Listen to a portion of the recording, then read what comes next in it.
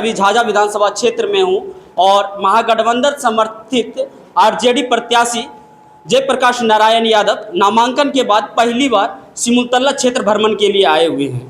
मैं इनसे जानना चाहूँगा कि आज दिन भर का दौरा पूरे क्षेत्र का रहा, किस तरह का समर्थन सिमुलतला से आपको मिला और झाझा विधानसभा से मिला। आज का दौरा और जब से नामांकन पत्र दाखिल किए हैं और झाझा विधानसभा क्षेत्र का दौरा प्रारंभ किया है, अप्रत्याशित लहर, जन समर्थन और समाज के हर वर्गों का जन समर्थन प्राप्त हो रहा है। और आज आप लोग स्वयं देखे होंगे कि हर बैरियर टूटा हुआ था। यानी बैरियर टूटने का मतलब है कि जो जकड़ा हुआ बंधन होता है उसको जो है जनता ने तोड़ दिया। और आदरणीय लालू प्रसाद यादव जी ने, माननीय तेजस्वी प्रसाद यादव जी ने, जो बिहार के भविष्य हैं और बिहार का अगला मुख्यमंत्री होंगे, जिनको युवाओं का समर्थन है, सभी जातीय वर्गों का समर्थन है, सभी का सहयोग है और युवाओं का आकर्षण है। यहाँ एक है कि सिमुलतला एक संभावनाओं से भरा इलाका है, लेकिन यह क्षेत्र अभी भी विकास से कोसों दूर है।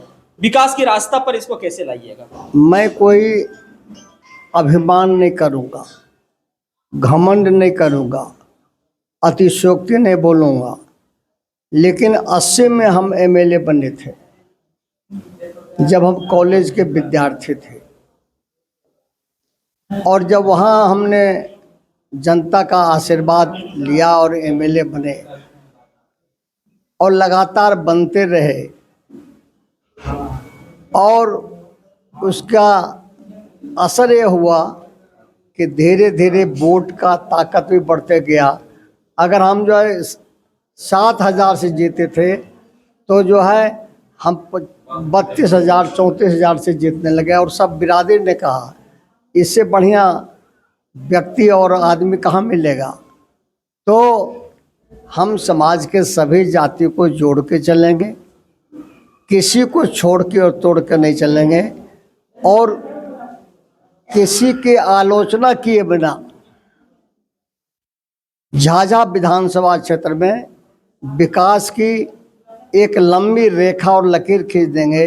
अब विकास की बात की है, झाझा विधानसभा में कई ऐसे सड़क है, पुल है। आप अभी तेलवा से चरैया आने के दौरान देखे होंगे, वो नदी हम वीडियो बना रहे थे, उमताहवा जो कि आज़ादी के 79 साल बीत जाने के बाद भी नहीं बना है। एक बघवा गांव है, वहां भी पुल का निर्माण नहीं हुआ है, जो कि बरसात के दिनों में एक एक सप्ताह लोग कैद हो जाते हैं। सड़क कई जगह पर है जो कि अभी तक नहीं मिल पाया है। इसका क्या आपका रोड मैप है। इसीलिए तो जयप्रकाश विकास का बेटा है,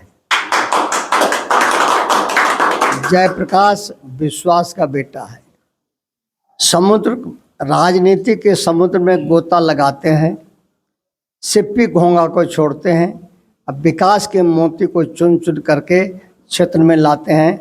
झाझा में विकास का मोती बिखेरेंगे। आपके पार्टी में युवाओं को रोजगार सृजन और उद्योग की कैसे सृजन करेंगे। बेरोजगारी चरम सीमा पर है। कैसे सृजन करेंगे उसका एक छोटा सा उदाहरण। लोगों ने कहा कि नौकरी कहाँ से मिलेगी, लेकिन जब डिप्टी सीएम माननीय तेजस्वी प्रसाद यादव जी ने बना तो 17 महीना में 5 लाख सभी जाति के युवाओं को नौकरी देने वाला सपूत का नाम श्री तेजस्वी प्रसाद यादव हुआ। सिमुलतला शिक्षा के क्षेत्र में हब माना जाता है। सिमुलतला आवासीय विद्यालय के नाम से स्वामी विवेकानंद पैरामेडिकल कॉलेज उनके ये है, लेकिन सरकारी विद्यालय में शिक्षण व्यवस्था काफ़ी नाजुक है। पढ़ाई लिखाई एकदम सरकारी विद्यालय में नहीं, उसको सरकारी विद्यालय की पठन पाठन कैसे सुधरेगा। सिमुलतला और झाझा शिक्षा का हब का शुरुआत हुआ है, जिसमें हमारा भी योगदान है और आगे हब बनेगा। और प्रकृति ने झाझा को और सिमुलतला को बहुत दिया है और ये सबसे बड़ा टूरिस्ट सेंटर बेहतर बन सकता है। और झाझा और जो है सिमुलतला को विशेष रूप से जो है टूरिस्ट सेंटर और चतुर्दिक विकास, एक वर्ड है कि झाझा विधानसभा क्षेत्र का चतुर्दिक विकास का संकल्प यहाँ का जो है जो उम्मीदवार हमें जो है बनाया गया है, हम जो करने का काम करेंगे। सिमुलतला में 20 किलोमीटर परिधि में बांका सहित गांव का एकमात्र सरकारी हॉस्पिटल सिमुलतला में है, लेकिन ना हॉस्पिटल में डॉक्टर है और ना ही दवा मिलता है। वह स्कूल टाइम की तरह 10 बजे खुलता है और 2 बजे बंद हो जाता है। यही तो है कि 20 सालों को हुकूमत में सड़कें जो नहीं बता रहे हैं कि नहीं बना, पुल नहीं बना, हॉस्पिटल में डॉक्टर नहीं है, शिक्षा में परेशानी है, कितने तरह के झंझावात हैं वो सामने है। इसीलिए बिहार की जनता कहता है कि बिहार मांगे परिवर्तन, और झाझा की जनता कहती है कि झाझा मांगे परिवर्तन, और परिवर्तन होगा और चतुर्दिक विकास का दरवाजा खुल जाएगा। अच्छा, आप झाझा विधानसभा क्षेत्र से निर्वाचित होते हैं, लोग मौका देते हैं, तो सिमुलतला एक आवासीय विद्यालय जो कि पूरे प्रदेश के छात्र छात्राएं वहां प्रत्येक वर्ष 60 लड़कियां और 60 लड़के का नामांकन होता है, लेकिन दुर्भाग्य ये है कि ना जम्मू जिले और ना ही सिमुलतला के स्थानीय लोगों को यह सुविधा मिल पाता है। यदि आप बनते हैं तो स्थानीय स्तर पर यहाँ के बच्चों का कुछ आरक्षण मिलेगा? हाँ, ये ख्याल रखेंगे, एक ख्याल रखेंगे, मन से रखेंगे, इसको पूरा भी करवाएंगे। जब आप लंबे समय से राजनीति में हैं, जनता को आप यह कैसे भरोसा दिलाएंगे कि इस बार वास्तविक परिवर्तन होगा झाझा में? जनता मालिक है, जनता का भरोसा जीतने का तरीका यह है कि जनता के संघर्ष के साथ, विकास के साथ, तकलीफ के साथ जुटिए, और हम 40 साल में जुटते रहे हैं और उनके संघर्ष और तकलीफ और यह समस्या के साथ जुटेंगे, जनता का विश्वास अपने आप बढ़ जाएगा। इसलिए तो मुझे कहा जाता है विकास पुरुष जयप्रकाश। जनता के बीच एक धारणा बना हुआ है कि नेताजी चुनाव जीतने के बाद क्षेत्र नहीं आते हैं, इस कड़ी को आप कैसे तोड़ेंगे? नहीं, इस कड़ी का आप प्रश्न नहीं पूछे हैं, इसको जो माफ कीजिएगा।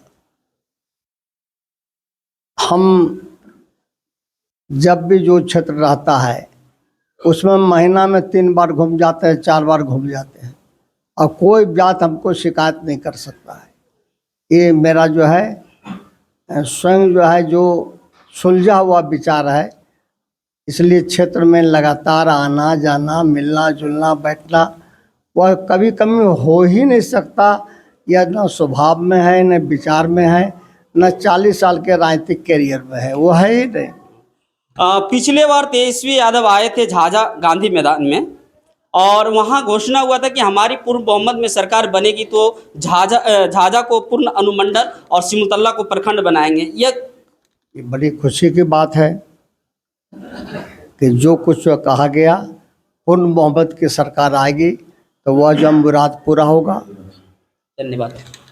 हमारे साथ अभी आरजेडी के कद्दावर नेता जयप्रकाश नारायण यादव जुड़े थे, और कई क्वेश्चन मैंने कड़े शब्दों में दागा, लेकिन बड़ा ही सोहलता से उन्होंने जवाब दिया, और इस पूरे दिन के बारे में बताया कि काफ़ी समर्थन मिला है लोगों का। जनसैलाब जो देखे, इससे साफ जाहिर होता है कि इस बार झाझा में परिवर्तन जरूर होगा। धन्यवाद।